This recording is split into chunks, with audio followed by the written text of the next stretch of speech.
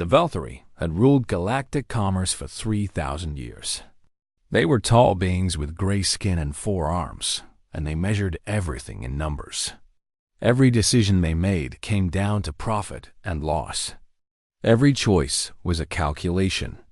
They built the largest trading empire the galaxy had ever seen, and they did it by treating everything as a product to be bought or sold. The mining colony on Kethris 7 was one of their oldest operations. It sat on a rocky moon at the edge of explored space, pulling rare minerals from deep underground. 12,000 workers lived there. Some were Velthari, but most came from other species. 847 of them were human. The humans had arrived 2 generations ago, brought in as cheap labor when the colony first opened. They worked the deep tunnels where the air was bad and the rock was unstable. They fixed machines that other species refused to touch. They did the dangerous jobs because the pay was good and because humans were always willing to go where others would not. Sora Okonkwo was one of those humans. She had been born on Kethris 7, daughter of miners who had come from Earth seeking better opportunities. She had worked her way up from the tunnels to a position in logistics, managing supply chains and cargo shipments. She was 43 years old, practical, and very good at solving problems. The trouble started when the seismic sensors detected something wrong. Deep beneath the colony, the moon's core was shifting. The engineers ran their calculations and delivered bad news. Within 6 months, volcanic activity would make the colony uninhabitable. The tunnels would collapse. The air recyclers would fail. Everyone needed to leave. The Velthari Consortium received this report and did what they always did. They ran the numbers. Evacuation would require ships. Ships cost money. The colony housed 12,000 workers, but most of them were contractors with limited value.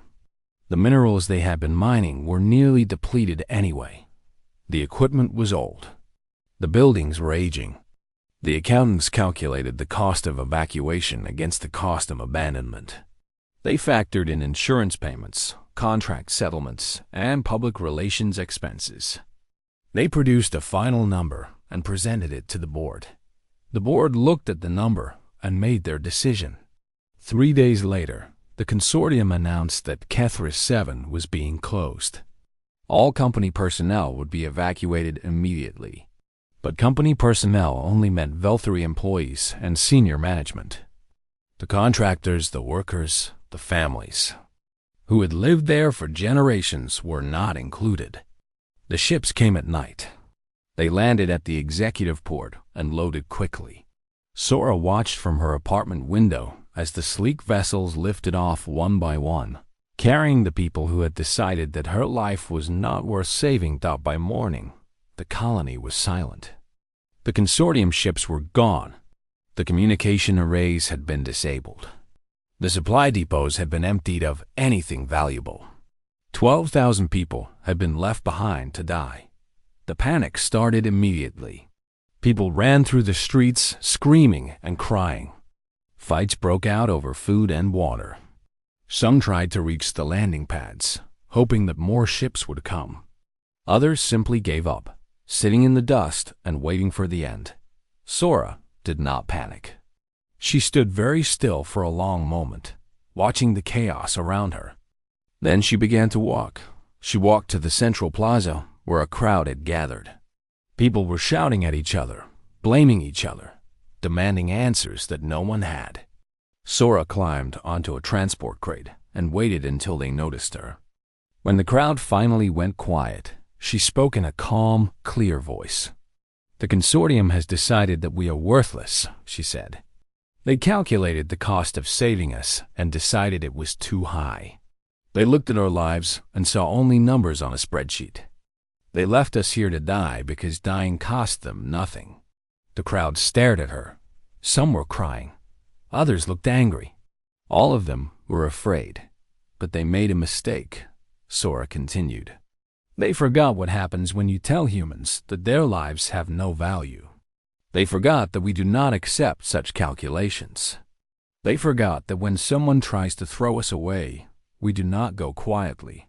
She looked out at the faces before her.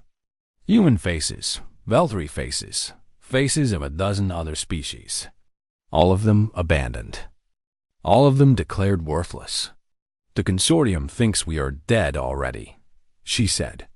Let us show them how wrong they are. Let us survive. And then let us make them pay for every life they tried to discard. The crowd was silent for a moment. Then someone cheered, then someone else.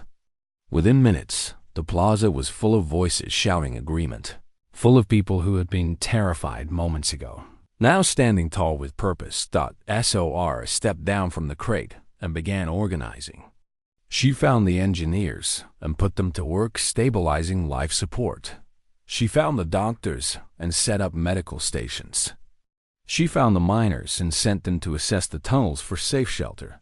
Within 6 hours, the colony had stopped panicking. Within 12 hours, they had a plan. Within 48 hours, they had something more valuable than hope. They had anger. Cold, patient, calculating anger. The Veltri had treated them like numbers. Now the humans would show them what happened when numbers fought back. 6 months passed on Kethra 7. The volcanic activity grew worse, just as the engineers had predicted. Tunnels collapsed. The ground shook with increasing frequency. Toxic gases seeped up from below. But the colony survived. SOR had divided the workers into teams, each with a specific purpose. The engineers kept the air clean and the power running. The miners reinforced the tunnels and dug new shelters in stable rock. The doctors treated injuries and rationed medicine. Everyone worked and everyone contributed because there was no other choice. They lost people along the way. A tunnel collapse killed 30 workers in the first month. A reactor malfunction took another dozen in the third. Each death was mourned, remembered, and recorded. Sora kept a list of names, written by hand on paper salvaged from the administrative offices. She added to it every time someone died, and she promised each name that their death would not be forgotten. By the 6th month, they had stabilized. The population had dropped to just under 11,000, but the colony was holding. They had food from the hydroponic farms. They had water from the recyclers. They had shelter in the deepest tunnels, far from the volcanic activity. And they had a plan. SOR understood the Veltri better than most. She had spent 20 years working in their systems, learning their language, studying their laws. She knew that the consortium was built on contracts and debt, on legal frameworks that spanned 1,000 worlds. She knew that they believed in the absolute power of economics and the idea that everything could be reduced to transactions. So she decided to use their own weapons against them. The colony had no ships, but they still had communication equipment that the humans had repaired. They could not reach rescue vessels, but they could reach lawyers. SOR sent out a message to every legal firm that had ever sued the consortium. She contacted every competitor who had been crushed by Veltri business practices. She reached out to labor unions, advocacy groups, and investigative journalists across the galaxy. Her message was simple. The Veltri consortium had abandoned 12,000 workers to die, and she had proof. The response was overwhelming. Within weeks, the Kethris Reclamation Collective was born. It was a legal entity, properly registered under galactic trade law, with the surviving workers as its shareholders. Every person on Kethris 7, regardless of species, was given an equal stake. They owned nothing except their grievances, but in the Veltri system, grievances could be converted into claims. The lawyers went to work. They filed breach of contract suits for every worker who had been promised safe passage. They filed negligence, claims for every safety violation the colony had documented over the years. They filed wrongful death suits for every name on Sora's list. The amounts were staggering. When calculated according to consortium standards, the damages totaled more than the entire colony had ever been worth as a mining operation. The Veltri had made their own bed by creating laws that protected corporate interests. Now those same laws were being used to attack them, but Sora knew that legal action alone would not be enough. The consortium had lawyers too, thousands of them, and they could delay proceedings for decades. She needed to hurt them faster, but she found allies in unexpected places. A Threshy trading guild had lost half their fleet to consortium price manipulation 20 years ago. They were happy to help. A human investment firm on Earth had been waiting for an opportunity to short consortium stock. They jumped at the chance. A collective of independent miners from the asteroid belts had been organizing against Velthary monopolies for years. They provided information and resources. Together, they launched a coordinated economic attack. The Threshy traders began spreading rumors about consortium instability.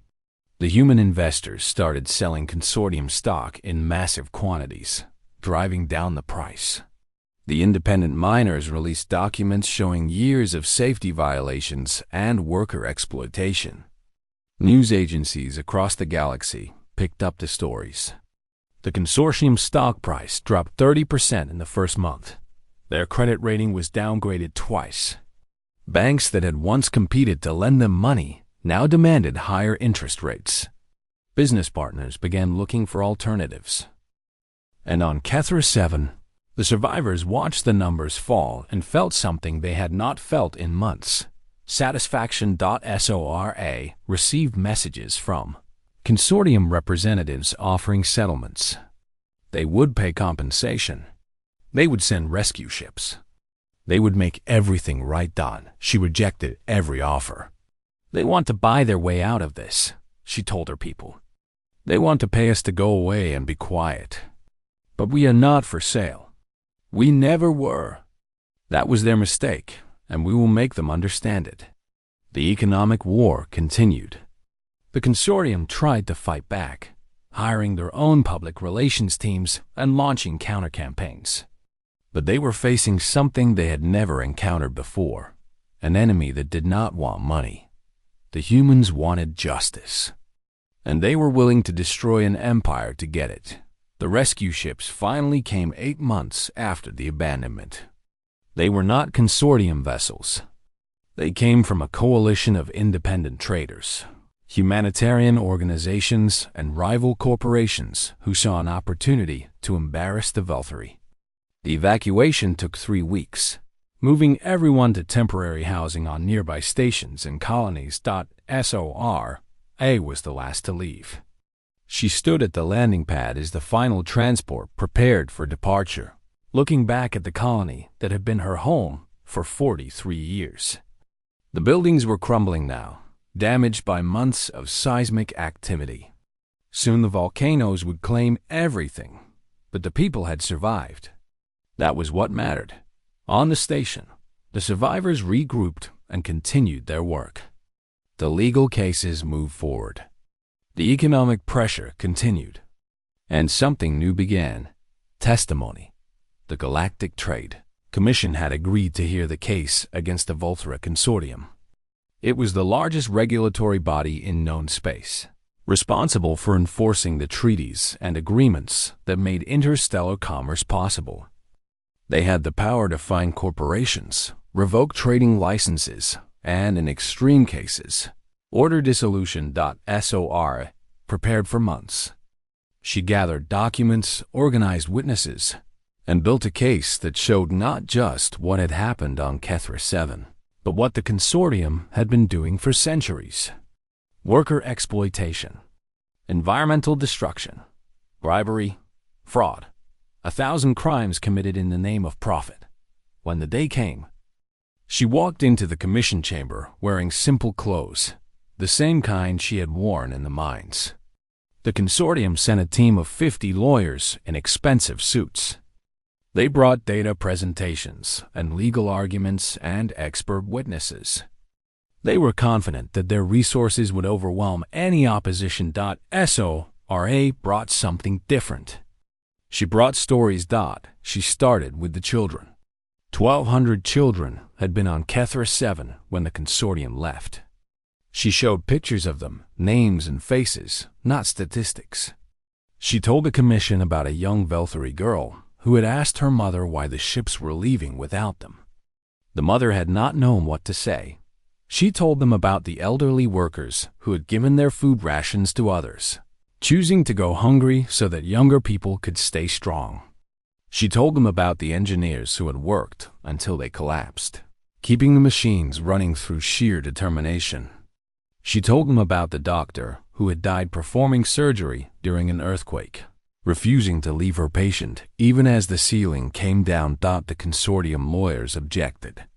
They said the testimony was emotional manipulation, not relevant legal argument. The commission overruled them. SOR continued. She talked about the calculations the consortium had made, the spreadsheets that had determined human lives were worth less than shipping costs.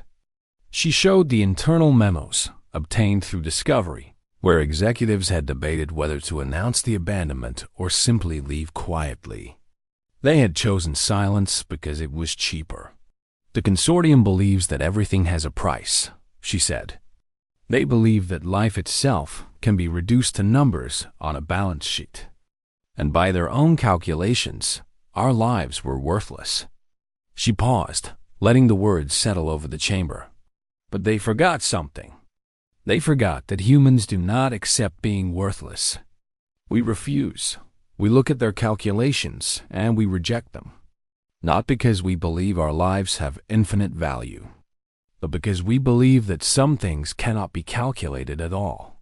She turned to face the consortium lawyers directly. You made a business decision to let us die. You treated murder as a line item. And now you sit here in your expensive suits, hoping that your money and your lawyers will make this go away. But it will not go away. We will not let it. The chamber was silent. Even the consortium lawyers had stopped objecting.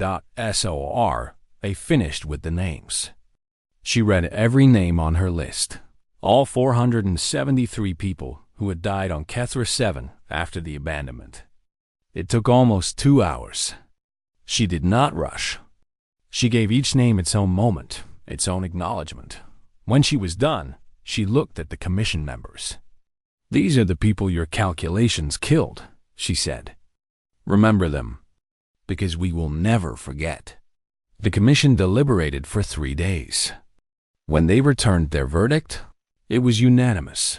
The Velthari consortium was found guilty of criminal negligence resulting in death, breach of contract, fraud, and violations of 17 different interstellar labor treaties. The fines totaled more than the corporation's entire liquid assets. Their trading licenses were suspended pending restructuring. And most importantly, they were ordered to establish a compensation fund for the survivors and the families of the dead. It was the largest penalty ever imposed on a corporation in galactic history. And it was only the beginning. The Velthari consortium did not survive the judgment. Within 18 months of the commission's ruling, they had been forced to sell off assets to pay their fines. Their stock price collapsed entirely. Banks called in their loans. Partners abandoned them. The empire that had dominated galactic commerce for 3,000 years crumbled into dust. The Kethris Reclamation Collective, meanwhile, grew. With the compensation funds and the assets they had acquired through their economic campaign, they became a significant economic power in their own right. Sora was named CEO, though she insisted on keeping the title director, the same title she had held on KETHR as -7. Her first official act was establishing the Alcanco Accords. Named after her parents, the miners who had brought their family to the stars seeking a better life. The Accords were a comprehensive set of labor protections that applied to all workers in signatory territories. They required evacuation plans for all colonies. They mandated minimum safety standards. They made the abandonment of workers a criminal offense punishable by corporate dissolution. The Accords spread quickly. Species that had suffered under consortium exploitation were eager to adopt them.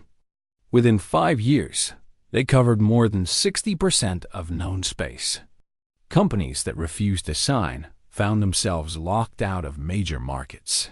The collective itself became a model for a different kind of business. Workers owned shares.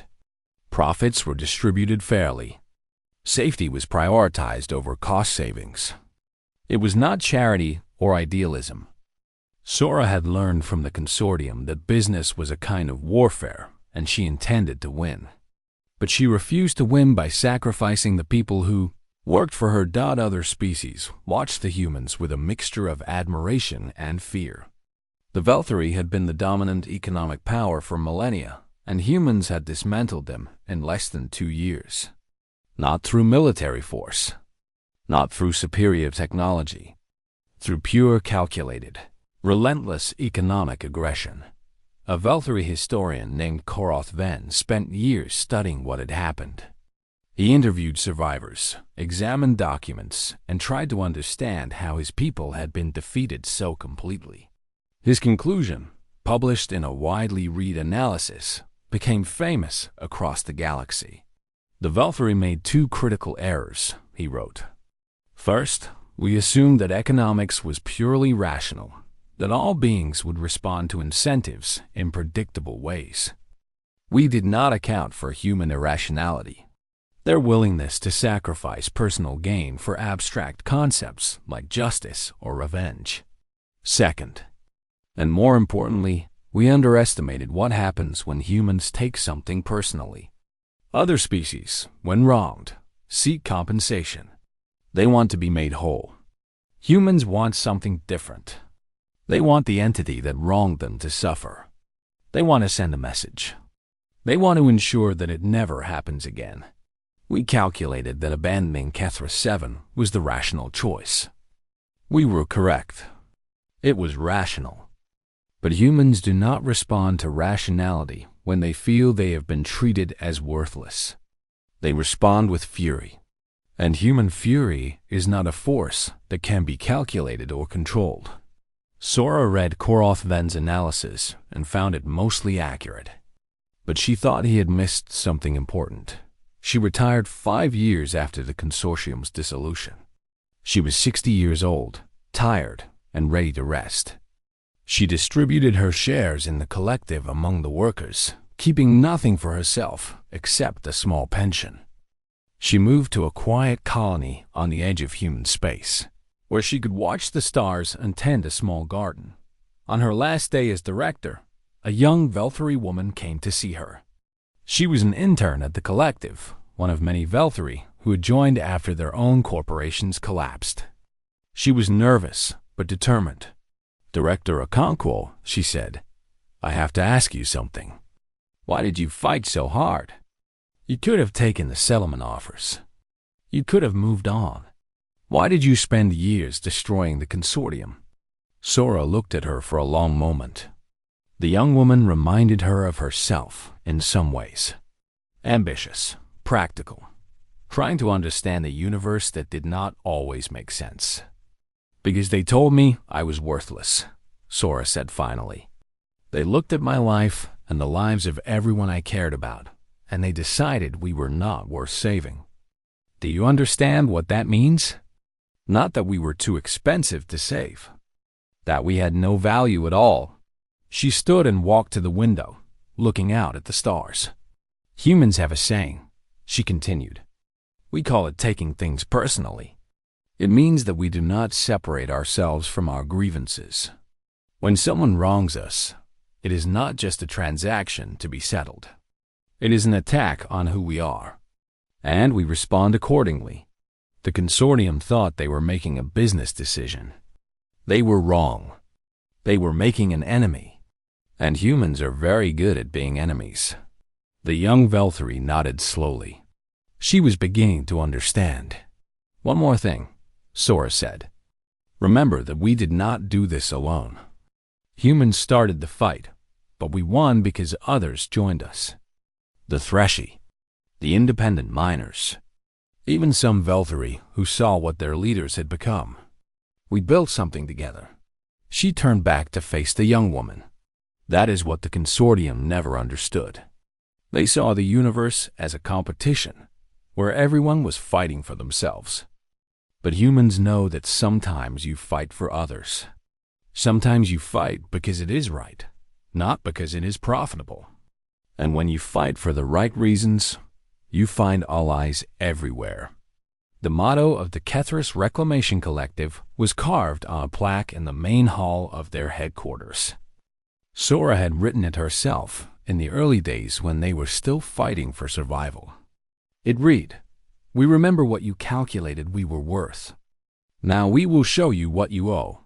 Years later, when historians wrote about the fall of the Velthari Consortium and the rise of human influence in galactic commerce, they would point to that motto as the perfect summary of what had happened. The Consortium had tried to reduce human lives to numbers. The humans had responded by making the Consortium pay a price that could never be calculated and across the galaxy. Other powers learned the lesson. They learned that humans could be partners, allies, even friends. But they should never, under any circumstances, be written off as worthless, because humans took that personally. And when humans took things personally, empires fell.